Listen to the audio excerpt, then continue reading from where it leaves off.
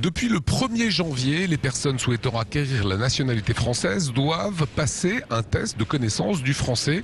C'est le premier jour que c'est organisé ici, Marilène Kuntz, au pôle formation de la Chambre de commerce et d'industrie. Combien de personnes avez-vous accueilli ce matin ? 30-40 personnes, on aura aujourd'hui. Donc ils sont dispatchés sur toute la journée, vont passer les épreuves individuelles, donc les entretiens en langue française en début de matinée.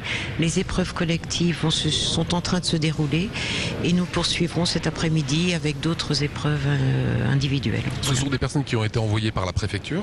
La préfecture nous a contactés donc en décembre pour voir quelle était notre capacité d'accueil dans ce domaine-là. Nous sommes centre de passation du TCF et donc homologué comme tel.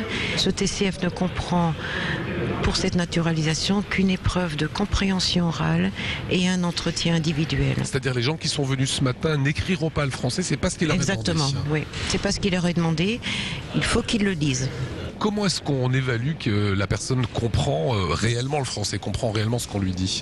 C'est par exemple quels sont les papiers que vous avez dû mettre en place pour pouvoir obtenir la nationalité.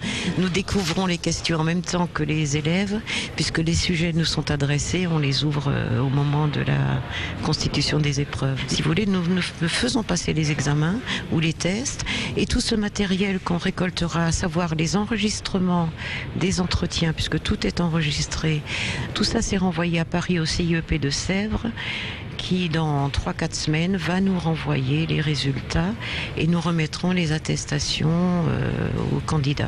Rien que sur 2010, c'est 2507 personnes qui ont obtenu la nationalité française, qui n'avaient pas à passer à l'époque ce test.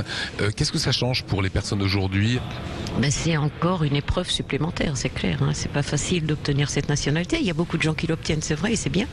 Mais il y a des personnes quand même qui sont là depuis longtemps, qui n'ont jamais, pour peu d'entre elles, su lire.